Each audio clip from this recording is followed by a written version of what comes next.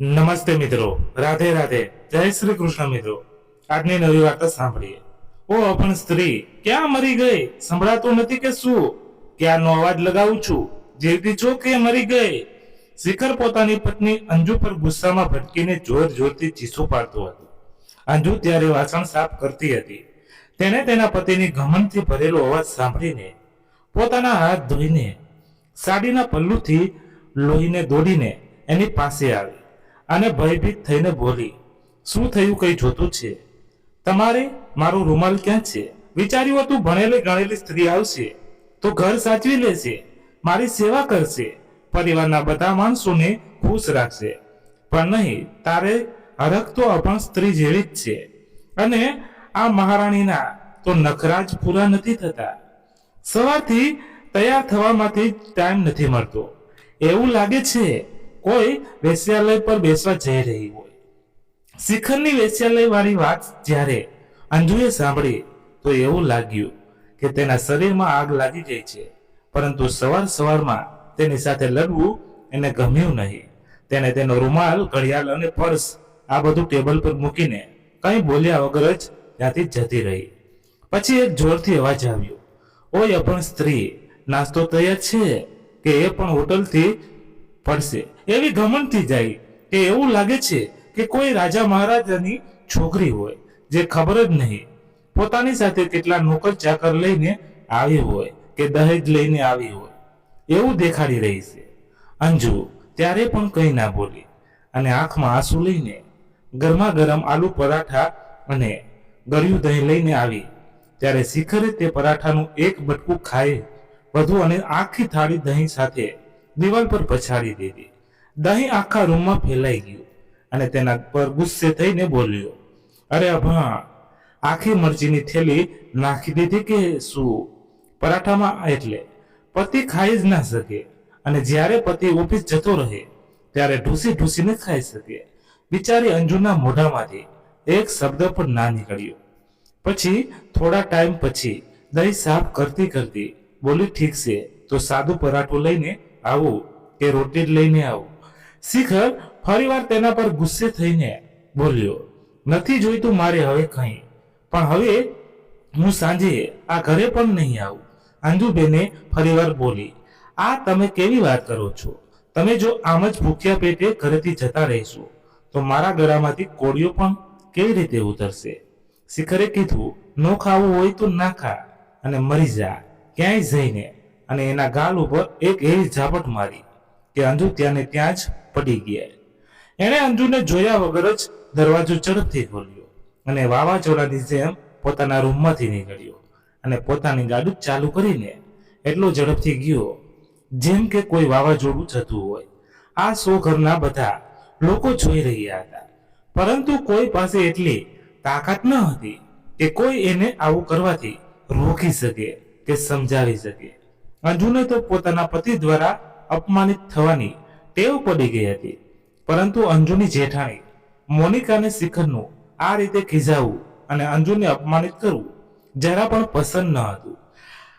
એને શિખર સામે કેટલી વાર બોલવાની કોશિશ કરી, પરંતુ એના પતિ ધર્મેન્દ્રએ એને બોલવાની ના પાડી અને સમય આવશે ત્યારે એ પોતે એની સામે સાથે વાત કરશે આવું કહીને વાત સાચવી લીધી. એટલા માટે મોનિકા મનને મનાવીને ચૂપ થઈ જાય છે. એને કેટલી વાર એની સાસુમાં કોકિલાજી સાથે પણ શિખરની વાત કરી અને વિનંતી કરી કે સમય મળતા જ્યારે એનું મૂડ સારું હોય ત્યારે પ્રેમથી એને સમજાવે, પરંતુ સાસુમાને પણ જોઈને એવું લાગતું હતું કે એને શિખરને એના દ્વારા તિરસ્કાર કરતા જ એને જન્મ આપ્યો હોય. તેને એક શબ્દ પણ કહેવાની હિંમત ન હતી, એટલા માટે ઈજાસો ટાઈમ ચૂપ જ રહેતી. ન જાણે સાસુમાને શું ઈજા થઈ હતી કે તેના પુત્રને ન હોતી સમજાવી શકતી. શિખરે જ્યારે એટલું મોટું તાંડવ કર્યું ત્યારે એના મોટા ભાઈએ પણ કંઈ ના કહ્યું અને એની મમ્મીએ પણ. ત્યારે મોનિકાએ એનું મૌન તોડ્યું અને બોલી, એક દિવસ તમારો આ ભાઈ તે સીધી સાદી છોકરીને જાનથી મારી નાખશે, કાં તો હંમેશને માટે આ ઘરમાંથી બહાર કાઢી નાખશે.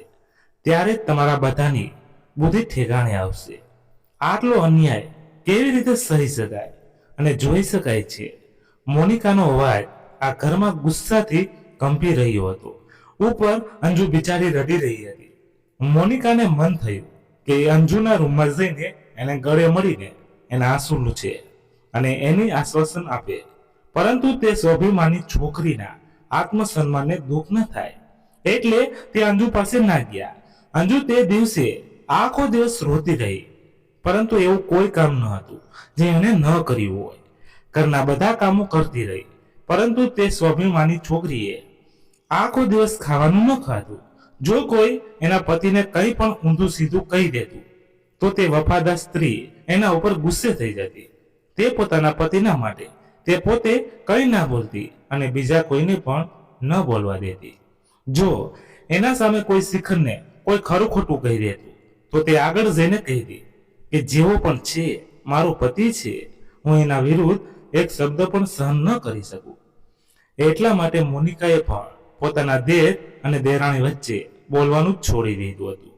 પરંતુ એ જાણતી હતી કે અંજુ એટલા માટે આવું કરે છે કેમ કે લોકોને વાતને વધારવાની તક ના મળે, અને એને પૂરો વિશ્વાસ હતો કે એક દિવસ તે પોતાના પ્રેમના વિશ્વાસ પર પોતાના પતિનો પ્રેમ મેળવીને રહેશે. પરંતુ જરૂરી નથી કે માણસ જેવું વિચારે એવું થઈ જ જાય. મોનિકાએ અંજુની સાથે મળીને ઘરના બધા કામો કર્યા, ખાવાનું ખાધું. પોતાની સાસુમાં કોકિલાજીને પણ ખાવાનું આપ્યું, પરંતુ અંજુએ ના ખાધું અને પોતાના રૂમમાં આરામ કરવા માટે જતી રહી. મોનિકા મનમાં જ વિચારવા લાગી કે જ્યારથી એ લગ્ન કરીને આવી છે ત્યારથી એને શિખરને ક્યારેય ખુશ અને હસતા નથી જોયું. જ્યારે એનું જ ઊંધું એનો મોટો ભાઈ એટલો શાંત, આસાન અને ગંભીર સ્વભાવનો છે. એના કારણે તે તરત જ કોઈના પણ દિલમાં જગ્યા બનાવી લેશે. એક કામ પણ જો શિખરની ઈચ્છા વિરુદ્ધ થઈ જાય છે તો એવી રીતે ગુસ્સો કરે છે કે જાણે કોઈ તોફાન આવવાનું હોય. અને ધર્મેન્દ્ર, કોઈ કામ ખરાબ પણ થઈ ગયું તો કોઈ વાંધો નહીં, આગલી વખતે ધ્યાનથી કરજો. આવું પ્રેમથી કહીને તે કામને સાચી રીતે કરવાની સલાહ આપે છે. અને તેના નાના ભાઈ શિખરને હજી નાના છોકરાની જેમ પૂછીને શાંત કરવાની કોશિશ કરે છે. પરંતુ જો શિખરે એકવાર વિચારી લીધું કે તે કોઈનું અપમાન કરશે તો પછી ભલે તેની માં જ કેમ ના હોય, એ તેને પણ સરળતાથી નથી મૂકતો. તેનાથી બી અને સાસુમાં પણ પોતાને રૂમમાં જ સંતાઈ જાય છે, અને મોટો ભાઈ પણ પોતાના માથે હાથ રાખીને બેસી રહે છે. અને મોનિકા તો ખુદ જ બીજા ઘરેથી આવી છે તો પોતાની સામે એને કંઈ બોલવા નથી દેતો. એક દિવસ મોનિકાએ પોતાના પતિ ધર્મેન્દ્ર સાથે શિખર માટે ઝઘડો કર્યો અને કહ્યું, તમે મોટા ભાઈ છો એટલા માટે તમે શિખરને કંઈ પણ કેમ નથી કહેતા? તેવી જ રીતે સાસુમાં પણ માં છે. તમારા બંનેની બાળકો જો ભૂલ કરે તો મા બાપનો અધિકાર હોય છે અને ખીજાય અને સમજાવવાનો, અને જો ના સમજે તો ઝાપટ પણ લગાવી દેવી જોઈએ. પરંતુ નહીં, તમે લોકોએ તો શિખરને બાળપણથી જ બધી છૂટ આપી દીધી છે, જેનું પરિણામ આજ તે બિચારી મા બાપ વગરની છોકરી અંજુને સહેવું પડે છે. ત્યારે ધર્મેન્દ્ર ધીમેથી બોલ્યો, મોનિકા, તું જે કંઈ પણ કહી રહી છો એ એકદમ સાચું કહી રહી છો, પરંતુ મારા ભાઈની જગ્યાએ જો તારો ભાઈ હોત તો શું આમ જ કે? મોનિકા પોતાની આંગળી હલાવીને કહે છે, તમે કહેવાની વાત કરું છું, હું તો એની સામે બધા સંબંધ તોડી નાખા. અંજુ તે જ સમયે પાણી લેવા રસોડામાં જઈ રહી હતી. તેના જેઠાણી જોરથી વાતો કરી રહ્યા હતા એટલે એ થોડી વાર ત્યાં જ ઊભી રહી, અને એના જેઠાણીની વાત સાંભળીને એને અંદર જ ઝટકો લાગ્યો અને તે પાણી પીયા વગર જ પોતાના રૂમમાં જતી રહી. તરસથી એનું ગળું સુકાઈ ગયું હતું અને મોનિકાની વાતો એની તરસ વધારી દીધી. તે પોતાના પતિ સાથે સંબંધ તોડવાની વાત સાંભળીને કાંપી ગયા. તે પાછી નીચે ઉતરીને આવી તો મોનિકા કહી રહી હતી કે હા ધર્મેન્દ્ર આપણા પરિવારમાં એવા સંસ્કાર આપે છે કે તે પોતાના મોટાઓનો અનાદર કરી જ નથી શકતા, જેથી રીતે શિખરભાઈ સાસુમાનો કરે છે. સમજો, તમે આવું કહીને તે શાંત થઈ ગયા. મોનિકાની વાતથી અંજુના દિલ અને મગજ બંને ઉપર બહાર આવી ગયો હતો. એને સમજાતું ન હતું કે મોનિકા દીદી સાચી છે કે હું. પછી એણે બધો કેસ સમય પર છોડી દીધો. સાંજે જ્યારે શિખર ઘરે આવ્યો ત્યારે તે થોડું શાંત લાગતું હતું. એણે અંજુ પાસે પાણી માંગ્યું. પાણી નોર્મલ હતું. એને ગ્લાસને દિવાલ પર એવી રીતે માર્યો કે દિવાલ સાથે ભટકાયા પછી તે ગ્લાસ પાછો અંજુના માથા પર વાગ્યો, જેનાથી અંજુનું માથું કપાઈ ગયું, લોહી નીકળવા લાગ્યું. અંજુ ત્યાં જ ધક કરી બેસી ગઈ. મોનિકા દોડીને અંજુ પાસે આવી અને પોતાની સાડીનો પલ્લું ફાડવા લાગી. ત્યારે શિખરે પોતાના ખિસ્સામાંથી રૂમાલ કાઢ્યો અને અંજુના માથામાં બાંધી દીધો અને મોનિકાને કહ્યું કે એ એની પત્નીથી આઘી રહે. એને તરત જ પોતાની ગાડીમાં બેસાડી દવાખાને લઈને જતો રહ્યો. ડોક્ટરે અંજુના માથામાં 7 ટાંકા લગાવ્યા અને એ તરત જ એને ઘરે લઈને આવી ગયો. પણ એક વાર પણ અંજુની માફી માંગવાની તેની શું હિંમત. થોડાક દિવસો પછી અંજુ અને મોનિકાએ ઘરની સાફ સફાઈ કરી. ઘરેથી ઘણા બધા છાપા કાઢ્યા, જેને કોકિલાજીએ તેને ભંગારવાળાને આપી દીધા. સંયોગથી શિખરને તે જ દિવસે કોઈ ખાસ તારીખનું છાપું જોઈતું હતું. શિખરના પૂછવાથી કોકિલાજીએ સેબિયનને કહ્યું કે તેણે આજે જ બધા પેપર ભંગારવાળાને આપી દીધા. પોતાની માના મોઢામાંથી આટલું સાંભળીને શિખર નારાજ થઈ ગયો. તેણે પોતાની માને ઊંધી સીધી વાતો સંભળાવી તો કોકિલાજીએ તે રાતે પોતાના રૂમમાંથી બહાર જ ના નીકળી. ત્યારે જ અંજુએ આગળ આવીને કહ્યું કે મેં જ કહ્યું હતું સાસુમાને બધો ભંગાર વેચવા માટે. એ તો ના જ પાડતી હતી. એણે તો કહ્યું હતું કે એકવાર છોકરાઓને પૂછી લેશું, કોઈ પેપર એમની જરૂર તો નથી ને. પરંતુ મેં જ કહી દીધું હતું કે બધા પેપર તો જૂના થઈ ગયા છે, હવે આ કોઈ કામના નથી, અને વેચી નાખો. ત્યારે સાસુમાં વેચવા માટે તૈયાર થઈ. બધી ભૂલ મારી છે. અંજુનું આટલું કહેવાથી શિખરે એના ગાલ પર ઝાપટ મારવા લાગ્યો અને કહ્યું, અભાણ, તને કોણે હક આપ્યો મારા ઘરનો નિર્ણય કરવાનો? આ મારું ઘર છે અને અહીંયા એ જ થશે જે હું ઈચ્છીશ, સમજી? આવું કહીને એણે એની ગાડી કાઢી અને રાતોરાત પોતાના મિત્રોને ઘરે જતો રહ્યો. અંજુ રોતી રોતી ફરીવાર પોતાના રૂમમાં જતી રહી. પોતાના રૂમમાં જઈને ખૂબ જ જાજી વાર રોતી રહી. પછી પોતાના છોકરા આકાશને ગળે લગાવીને કેટલાક કઠોર નિર્ણયો પોતાના મનમાં લીધા અને કંઈક વિચારતા વિચારતા એને ક્યારે ઊંઘ આવી ગઈ એને ખબર જ ના પડી. બીજા દિવસે સવારે શિખર આવ્યો અને એને અંજુને કીધું કે એના માટે જલ્દીથી નાસ્તો બનાવી દે. પરંતુ આજ અંજુના મનમાં કંઈક અલગ જ ચાલતું હતું. એને શિખરને કંઈ ના કીધું અને રસોડામાં જઈને નાસ્તો બનાવવાની જગ્યાએ ચા બનાવવા લાગી. અને એને પહેલા ચા શિખરને ના આપી, પરંતુ પોતાની સાસુમાં કોકિલાને આપવા ગઈ, કેમ કે એને ખબર હતી કે સાસુમાએ શાંતિ કંઈ નથી ખાધું. એને સાસુમાને કહ્યું, લો ચા પી લો. એવો અવાજ લગાવ્યો તો કોકિલાજીએ કંઈ જવાબ ના આવ્યો. જ્યારે એ એની પાસે જઈને જોવે છે તો કોકિલાજી પોતાની પથારીમાંથી હજી સુધી જાગી જ ન હતી. એને હલાવીને જગાડ્યા, પણ કોકિલાજીએ કોઈ પ્રતિસાદ ન આપ્યો. એટલે તે ડરી ગઈ અને જોરથી ચીસ પાડી. અમ્માજી! અંજુની જોરથી પાડેલી ચીસ સાંભળીને શિખર, મોનિકા અને ધર્મેન્દ્ર બધા કોકિલાજીના રૂમમાં આવી ગયા. આવીને જોયું તો કોકિલાજીના હાથમાં હલાવતી હતી પગ શિખર અને ધર્મેન્દ્ર મોડું કર્યા વગર કોકિલાજીને જલ્દીથી કારમાં બેસાડ્યા અને એને સંભાળવા માટે મોનિકાને સાથે જવા માટે કહી દીધું. અને અંજુએ ઘરમાં અંજુના છોકરો આકાશ અને મોનિકાનો છોકરો બેને સાચવવા માટે ઘરે જ રહેવાનું કહ્યું. અંજુએ જલ્દીથી ઘરના બધા કામો પતાવ્યા જ હતા ત્યાં તો કોકિલાજીને ઘરમાં પાછા લાવ્યા, કેમ કે કોકિલાને ડોક્ટરે મરેલી કોશિશ કરી હતી. હવે કોકિલાજીનો મૃતદેહ ઘરમાં જ હતો અને શિખર અંજુ પર ચીસો પાડવા લાગ્યો કે આ પણ જાહેર સ્ત્રીના કારણે મારી માનું મૃત્યુ થયું. મારી માની સાચી ગુનેગાર આ જ છે. ત્યારે જ આજુબાજુના પડોશી જમા થઈ ગયા અને એણે પણ એને સમજાવ્યા કે જીવન અને મરણ બધું જ ભગવાનના હાથમાં છે. આપણે માણસો તો ખાલી એક માધ્યમ જ જોઈએ છીએ. જ્યારે ધર્મેન્દ્રએ પણ એને સમજાવ્યો ત્યારે એ લોકોની શરમના કારણે થોડો શાંત થયો. પરંતુ મોનિકા સમજી ગઈ હતી કે અમ્માજીને શિખરનું ચીસ પાડવી, ઊંધી સીધી વાતો કરવી, બૂમો પાડવી આ સહન ના થયું અને આઘાત લાગવાના કારણે એનું મૃત્યુ થઈ ગયું.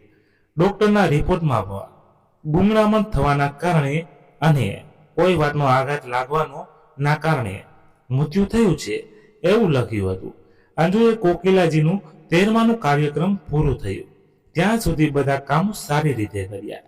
પછી બધા સગા સંબંધીઓના ગયા પછી શિખર એને કંઈ કહે પહેલા જ એણે એના ભાઈ અને ભાભીને રોક્યા હતા અને એની સામે જ એનો નિર્ણય સંભળાવ્યો કે એનું ભણવાનું જે અધૂરું રહી ગયું હતું એ પૂરું કરવા માંગે છે. અંજુનો નિર્ણય સાંભળીને જૂના ભાઈ ભાભીની સાથે એના ઘરમાં બધા માણસો આશ્ચર્યચકિત થઈ ગયા. પરંતુ મોનિકા સમજી ગઈ હતી કે ભણવાનું એક બહાનું છે. હકીકતમાં અંજુ હવે શિખરથી અલગ થવા માંગે છે. તે મનમાં જ અંજુના નિર્ણયથી ખુશ હતી. પરંતુ ત્યારે ધર્મેન્દ્ર બોલ્યો, અરે અંજુ, અચાનક તારા મનમાં ભણવાનો વિચાર કેવી રીતે આવ્યો? અમારા ઘરમાં તને કોઈ વસ્તુની કમી છે? ત્યારે જ મોનિકા એને ચૂપ રહેવાનો ઈશારો કર્યો એટલે તે ચૂપ થઈ ગયો. પછી શિખરે ગુસ્સામાં કહ્યું, ભાઈ, આપણને જે કરવું હોય તે કરવા દો. તે વિચારતી હશે ભણવાનું પૂરું કરી લેશે તો એને સરકારી નોકરી દાનમાં મળી જશે. આપણે જેવા ભણેલા ગણેલા પૈસાવાળા માણસોને સરકારી નોકરી ના મળી તો આપણને કેવી રીતે મળશે? કરવા દો આને એના મનનું. અને એક વાત ધ્યાનથી સાંભળી લે સ્ત્રી, જો એકવાર મારા ઘરના દરવાજાની સીમા ઓળંગી તો તારા માટે મારા ઘરના દરવાજા હંમેશા માટે બંધ થઈ જશે. પોતાની સામે બધી વાત પર પોતાની બહેન અંજુ માટે અપમાન કરે એવા શબ્દો સાંભળીને અંજુના ભાઈ અમર સહન ના કરી શક્યો અને બોલ્યો, જો જીજાજી, તમે મારી બહેનના પતિ છો. એના આદરથી હું અત્યાર સુધી ચૂપ હતો, પરંતુ આ શું રીત છે પોતાના ઘરની પુત્ર વધુ અને દીકરીઓ સાથે વાત કરવાનો? શું તમારો મા બાપે આ જ સંસ્કાર આપ્યા છે? અમરની આટલી વાત સાંભળીને શિખરે એને એટલો માર્યો કે એના નાક, કાન, હાથ, મોઢામાંથી લોહી નીકળવા લાગ્યું. ત્યારે અંજુ પોતાના પતિ અને ભાઈની વચ્ચે બચાવવા ગઈ તો શિખરે અંજુને પણ ખૂબ મારી. અંજુ એનો માર તો ખાઈ લીધો પણ કંઈ કહ્યા વગર પોતાના રૂમમાં ગઈ અને પોતાના છોકરાના કપડાં લઈને પોતાના ભાઈ ભાભી સાથે પોતાના ઘરે જતી રહી. ઘરે ગયા પછી પણ તે અનાથ તો હતી. એના આંસુ જોવા અને લૂછવા વાળું કોણ હતું? એટલા માટે એણે હવે રોઈને પોતાની જાતને કમજોર કરવા કરતા સીધું પોલીસ સ્ટેશને જઈને પોતાના પતિ ઉપર રિપોર્ટ લખાવી દીધો. તેના માતા પિતાના ઘરે પહોંચી તો જોયું કે એના ભાભીએ એની માટે ખાવાનું નહોતું બનાવ્યું. એની ફરિયાદ હતી કે તારા કારણે જ મારા પતિને આટલો માર પડ્યો છે, તો આની ભરપાઈ પણ તારે જ કરવી પડશે. અંજુએ પણ પોતાના મનમાં નિશ્ચય કરી લીધો હતો કે જેવી રીતે સાસરે પતિ અજાણ્યો હતો, વાતો સંભળાવીને મારતો હતો, એવી જ રીતે માતા પિતાના ઘરે ભાભી અજાણી છે. ખાલી આ તો વાતો જ સંભળાવે છે, મારતી તો નથી. જ્યાં સુધી તે સફળ ના થઈ જાય ત્યાં સુધી તે ભાભીની વાતો સાંભળી લેશે તો શું ફરક પડશે? એટલે એને મોજ લઈ લીધું અને ઘરમાં બધા કામો કરીને પોતાના છોકરા આકાશને તૈયાર કરીને પોતાની ભાભી પાસે ઘરમાં મૂકવાની જગ્યાએ પોતાના ભાઈ પાસે દુકાને મૂકીને જતી, કેમ કે એના ભાભી એના માટે પણ એની સાથે ઝઘડતી હતી કે તે કોઈનું હોકરું નથી સાચવવાની. અંજુએ જેમ તેમ કરીને પોતાનું અધૂરું ભણવાનું પૂરું કરી દીધું અને સ્પર્ધાત્મક પરીક્ષાની તૈયારી શરૂ કરી દીધી. એક દિવસ સંયોગથી અંજુ પોતાના છોકરા આકાશની સાથે બાજુના એક ગાર્ડનમાં ફરવા માટે લઈ ગઈ હતી. રજાનો દિવસ હોવાના કારણે એણે વિચાર્યું કે પોતાના છોકરા સાથે થોડો સમય વિતાવીને તેની સાથે પાર્કમાં બાળકો સાથે બાળક બની ગઈ. એટલા દિવસો પછી એ દિવસે અંજુ હસી હતી. તેણે તે દિવસે પોતાના છોકરાને પરીઓવાળી કહાની પણ સંભળાવી. જ્યારે તેનો છોકરો હસતો ત્યારે તે ખૂબ ખુશ થતી જતી. તે દિવસે તેની સાથે હિંચકે હિંચકે બેડમિન્ટન રમી અને છેલ્લે આકાશ જ્યારે પોતાની માના ખોળામાં બેઠો ત્યારે બંને આજુબાજુની વાતો કરીને હસતા હતા. તે ખૂબ ખુશ દેખાતા હતા. સંયોગથી શિખર તે જ પાર્કમાં કોઈ કામ હતું એટલે ગયો હતો. ત્યાં પોતાની પત્ની અને પુત્રને એટલો ખુશ જોઈને તેને ખૂબ ગુસ્સો આવ્યો. તે ગુસ્સામાં તે પાર્કમાં ગયો જ્યાં બધી બાજુ હસી ખુશીનું વાતાવરણ હતું. ત્યાં ઝઘડીને બધું વાતાવરણ અસ્તવ્યસ્ત કરી દીધું. છેલ્લે તે આકાશને પામવામાં સફળ થઈ ગયો. બિચારી અંજુ શીતળની જેમ જોતી રહી ગઈ. તે રોતી રોતી પોતાના ભાઈના ઘરે પહોંચી અને બધી વાત પોતાના ભાઈને કહી. તેના ભાભે કહ્યું, મહારાણી કોઈ સાથે વાત કરવામાં મશગુલ હશે, બાળક ક્યાંક બહાર જતું રહ્યું હશે, તો એના પિતા હોવાના કારણે એને એની પર દયા તો આવી જ હોય ને, એટલે એને તેડી લીધો હશે. અને આ મહારાણી પોતાની ભૂલ છુપાવવા માટે રોવાનું નાટક કરે છે. ત્યારે અમર મોટા અવાજે બોલ્યો, તું ત્યાં હતી કે મનમાં આવે એ કહેવા લાગી છે. જ્યારે મારી બહેન રોઈ રોઈને કહે છે તો તેને વિશ્વાસ નથી થતો અને અંજુના માથા પર હાથ ફેરવીને કહે છે, બહેન તારી સાથે કોઈ હોય કે ન હોય એનાથી મને કોઈ ફરક નથી પડતો. એવી જ રીતે તને પણ કોઈ ફરક ના પડવો જોઈએ. હું હંમેશા તારી સાથે છું. હવે તારે કંઈ પણ વિચારવાની જરૂર નથી. તે પોતાનો છોકરો લઈ ગયો છે, લઈ જવા દે. તારે ખાલી તારા ભણવા પર ધ્યાન આપવાનું છે, બીજે કંઈ નહીં. આવું કહીને અમર ત્યાંથી ઊભો થઈને જતો રહ્યો અને પોતાની પત્નીને પણ સારી રીતે સમજાવી દીધી કે તે અંજુને કંઈ પણ એવું ના કહે જેથી અંજુને પીડા થાય, નહીતર મારાથી ખરાબ કોઈ નહીં હોય. અંજુની ભાભી હવે અંજુથી મનમાં જ બળવા લાગી, પરંતુ પોતાના પતિ સામે એ અંજુને કંઈ પણ ન કહી શકતી. હવે અંજુએ પણ ભણવાને પોતાનું કર્મ માની લીધું હતું. જ્યારે જ્યારે એને પોતાના છોકરાની યાદ આવતી તે પોતાનું મોઢું સંતાડીને રોઈ લેતી અને સામે આકાશ નાની ઉંમરના પોતાનીમાંથી અલગ થવાના કારણે સરખી રીતે ખાવાનું પણ ન ખાતો અને કોઈ સાથે વાત પણ ન કરતો. એની હાલત જોઈને મોનિકાને સહેજ પણ નહોતું ગમતું. એટલા માટે જ્યારે ઘરેથી બધા બહાર જતા રહેતા તે અંજુ સાથે સંતાઈને વાતો કરવા લાગી અને જ્યારે વાત પૂરી થઈ જતી ત્યારે તે તેનો નંબર ડિલીટ કરી દેતી. એક દિવસ તેણે કહ્યું કે આકાશની તબિયત ખરાબ થઈ ગઈ છે અને એણે 2 દિવસથી કંઈ પણ નથી ખાધું અને તેનો પિતા પણ તેની તરફ ધ્યાન નથી આપતો. પોતાના છોકરા વિશે આવું સાંભળીને અંજુનું દિલ દુખતું હતું. તેણે મોનિકાને વિનંતી કરી કે તે થોડી વાર માટે તેના છોકરા સાથે મળાવે. મોનિકા પણ એક માં હતી એટલે તે પણ જલ્દી માની ગઈ અને પોતાના ઘરની સાવસે અંજુને બોલાવી લીધી. અંજુ પોતાના છોકરાને ગળે લગાવીને ખૂબ રોઈ, પરંતુ અંજુની કિસ્મત ખરાબ હતી. તે દિવસે પણ શિખર અંજુને આકાશ સાથે મળતા જોઈ લીધી. પછી શું, તે દિવસે મોનિકાનો પણ વારો હતો. તે પોતાના છોકરાને ઢસડીને પોતાની સાથે લઈ ગયો. અંજુને કેટલા દિવસ સુધી તે ચિત્ર પોતાની આંખો સામે વારવાર દેખાતું હતું. તે પોતાના છોકરા માટે રોતી, ચિંતિત થતી.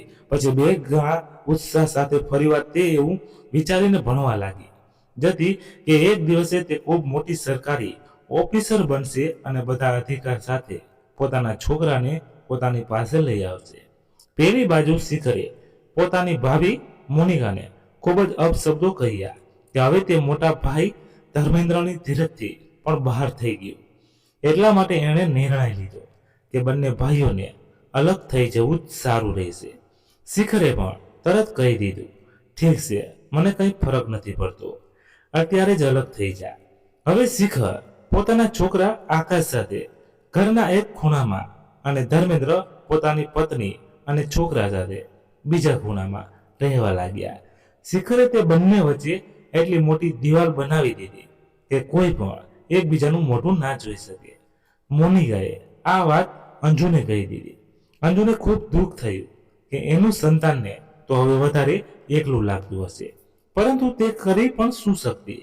એને હવે ખાલી એક જ ધ્યેય રાખ્યું હતું કે તે ખૂબ જ મોટી સરકારી ઓફિસર બનશું છે. હવે તે કોઈ પણ વિષય વિચાર્યા વિના ખાલી ભણવા પર પોતાનું ધ્યાન લગાવ્યું અને તે દિવસ પણ આવી જ ગયો જે દિવસની આતુરતાની રાહત અને એના ભાઈ જોઈ રહ્યો હતો. પોતાના પતિ સાથે છૂટાછેડા થયા. એના પૂરા 5 વર્ષ થઈ ગયા હતા. એની મહેનત સફળ થઈ અને તે પોતાના ક્ષેત્રની કલેક્ટર બની ગઈ. તે દિવસે તેનો ભાઈ અમરે આખા ગામને જમાડ્યા. માણસો તેને અભિનંદન આપવા લાગ્યા. પેલી બાજુ 5 વર્ષમાં શિખર પરિવાર વિના પોતાના નાના છોકરાની પરવરિશ કરતા કરતા વધારે ચીડાઈ ગયેલો રહેતો હતો. એક દિવસ તેના બોસે કંઈ કામ કરવાનું કહી દીધું. એને શિખરને જલ્દી ઘરે જવું હતું કેમ કે આકાશની તબિયત તે દિવસે સારી ન હતી. એટલા માટે તેણે પોતાના બોસને કહ્યું કે તે કામ તે આગલા દિવસે કરી દેશે. પરંતુ તેનો બોસ પણ જીદી હતો. તેણે કહ્યું કે કામચોર અહીંયા મફતમાં પગાર લેશે, બેઠા બેઠા ખુરશી તોડે છે. મેં તને કામ ઉપર રાખ્યું કેમ છે? જ્યારે આજનું કામ કાલ ઉપર નાખી દેશે તો તને પગાર કઈ વાતનો મળે છે? આટલું સાંભળીને શિખરને ખૂબ જ ગુસ્સો આવ્યો. એણે પોતાના બોસની કોલર પકડી લીધી અને એટલો માર્યો કે એના નાક કાન મોઢામાંથી લોહી નીકળવા લાગ્યું. એને બચાવવા માટે જેટલા લોકો ગયા એને પણ ઘાયલ કરી દીધા.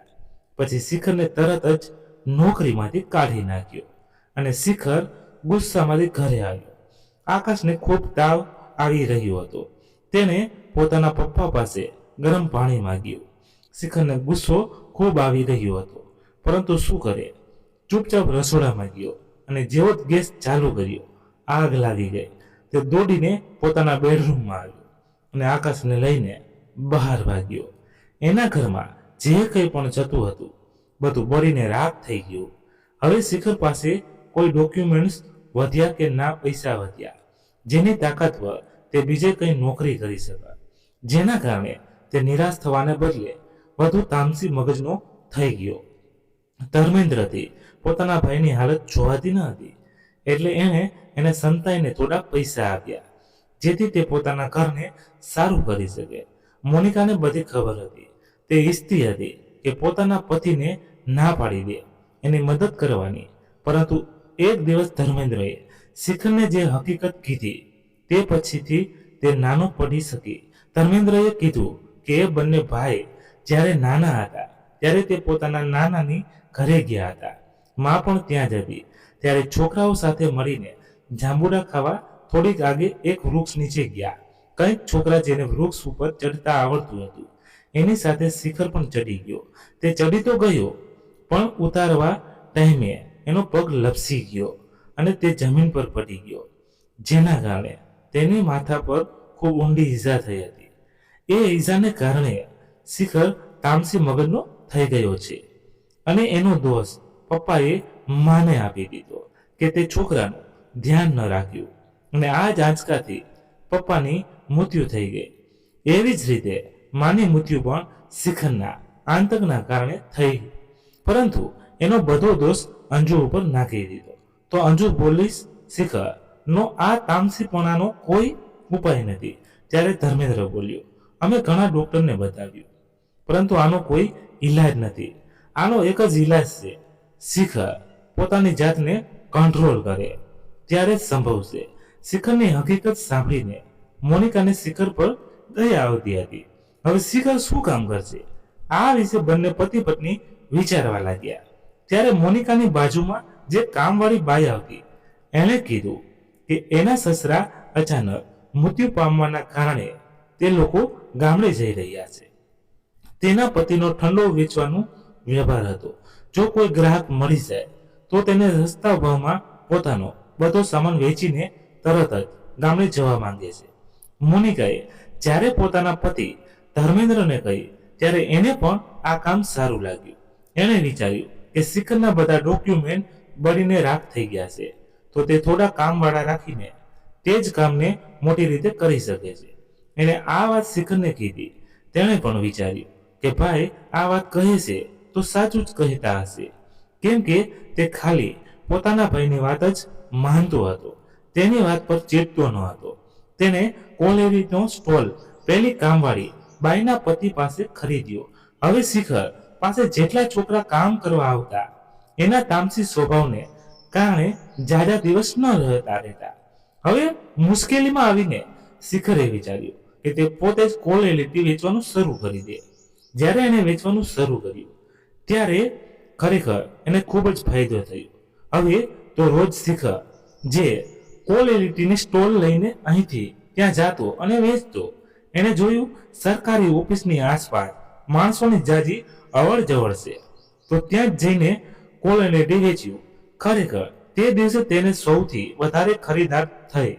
બીજે દિવસે ફરીવાર તે ત્યાં જ ગયો અને કોલેરીટી વેચતા વેચતા તે બોલવા લાગ્યો, આવો દીદી આવો, ભાઈજી આવો, મેડમ આવો.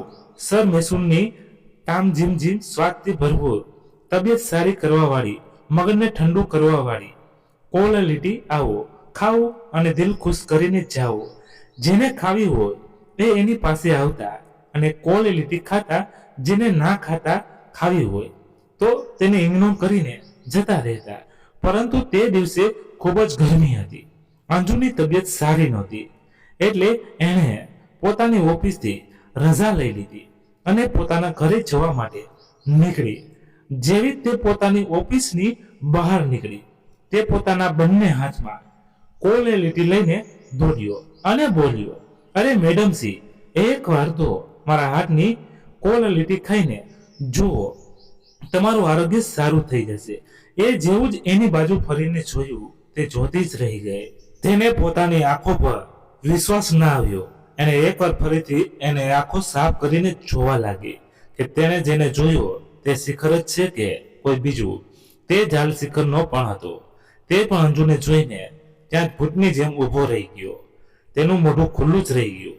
એના હાથમાં જે કોલેરીટી હતી તે પીગળીને ટપ ટપ જમીન ઉપર પડવા લાગી, પરંતુ એને ખબર જ ના પડી કે એ કોલેરીટી તે મેડમને આપે કે પાછા પોતાની સ્ટોલ પર જાય.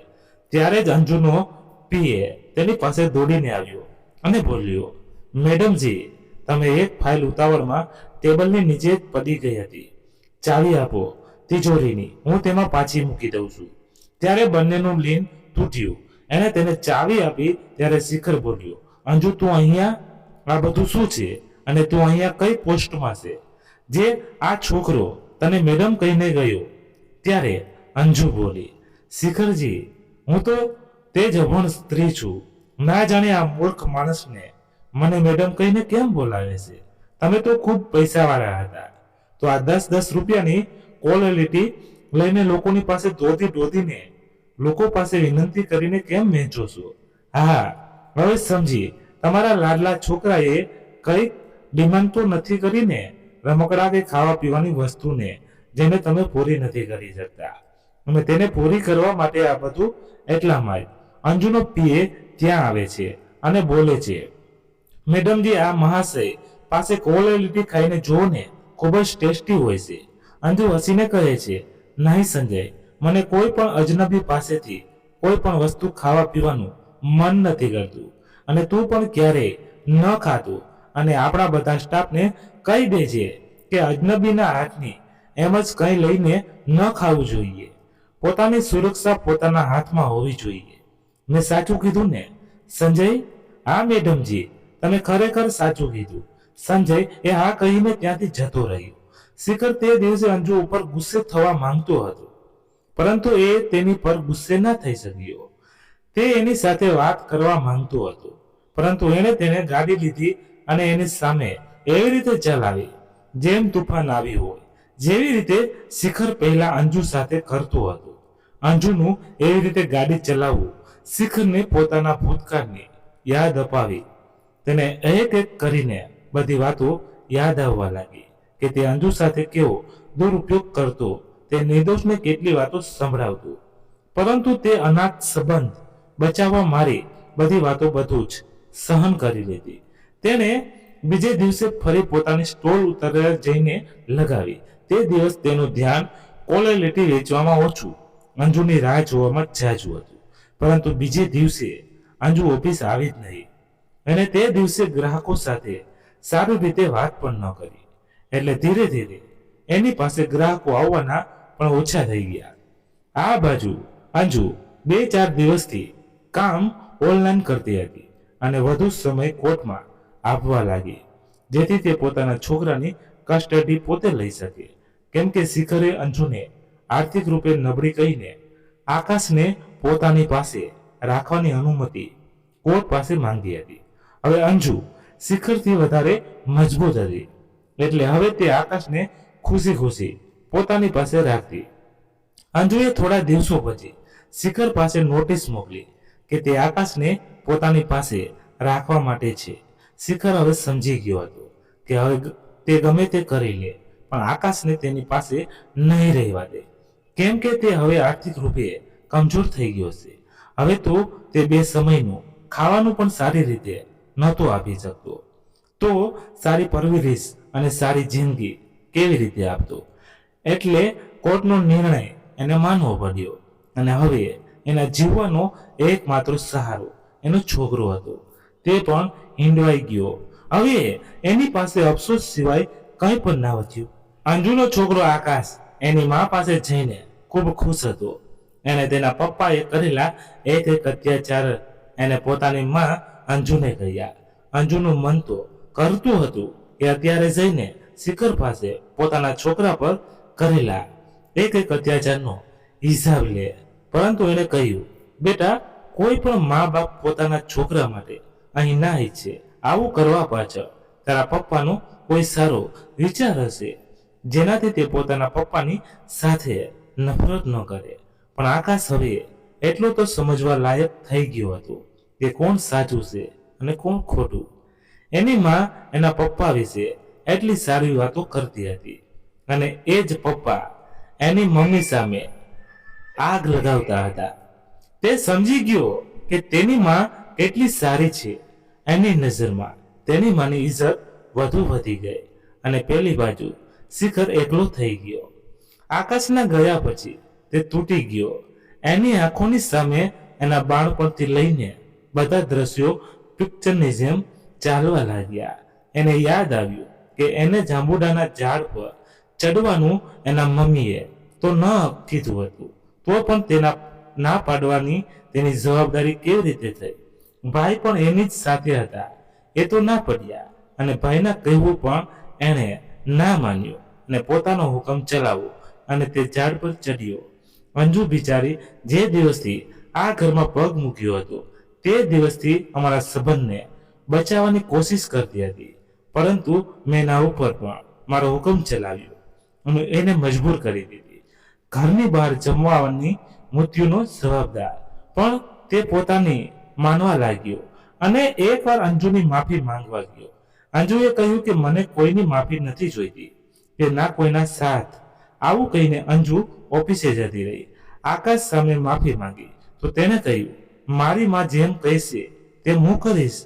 પરંતુ જ્યારે મોનિકા અને ધર્મેન્દ્રએ શિખરની બધી હકીકત અંજુને ગઈ, ત્યારે તે તેને એક તક આપવા તૈયાર થઈ ગઈ, પરંતુ એક શરત ઉપર, તે પોતાના ગુસ્સાને કાબુમાં રાખતા શીખશે, નહીતર અમે બંને મા બેટા એક સાથે ખૂબ જ ખુશ છીએ.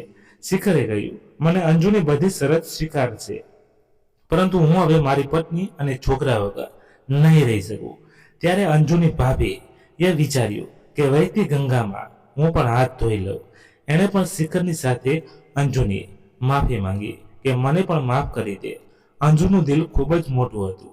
એણે કીધું, કાંઈ વાંધો નહીં ભાભી, જ્યારે માણસનો ખરાબ સમય ચાલે ત્યારે બધા એને ધિક્કારે છે. જે એવો જ સમય બદલાઈ ગયો, માણસોના વિચાર પણ બદલાઈ જાય છે. કંઈ વાંધો નહીં, મેં તમારું મીઠું ખાધું છે તો હું તમને માફ તો કરી શકું. પોતાના ભાઈના માટે અંજુની ભાભીને ખૂબ જ શરમ આવી. આજે અંજુને ખરેખર તેનો સ્વર્ગીય પરિવાર મળ્યો અને તેના સંઘર્ષ અને સત્યની જીત થઈ હતી. તો મિત્રો, તમને અમારી આજની વાર્તા કેવી લાગી? જો વાર્તા પસંદ આવી હોય તો વિડીયોને લાઈક કરી દેજો અને સગા સંબંધી સાથે શેર કરી દેજો તથા કોમેન્ટ બોક્સમાં જય શ્રી કૃષ્ણ લખી દેજો અને તમારો અભિપ્રાય જરૂરથી લખજો. ધન્યવાદ. ફરીવાર મળીએ નવી વાર્તા સાથે. ત્યાં સુધી તમારા મિત્રો સાથે, પરિવાર સાથે ખુશખુશાલ રહો. જય હિન્દ, જય ભારત. અને અમારી વાર્તામાં ક્યાંય ભૂલ થઈ હોય તો ચોક્કસ અમને કોમેન્ટ કરીને જણાવજો, એટલે અમે આગળથી સુધારી શકીએ.